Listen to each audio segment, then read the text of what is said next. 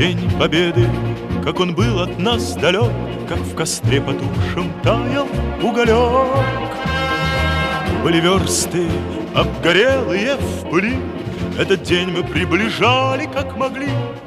Этот день Победы порохом пропах. Это праздник с сединою на висках, это радость со слезами на глазах. День Победы, День Победы, День Победы.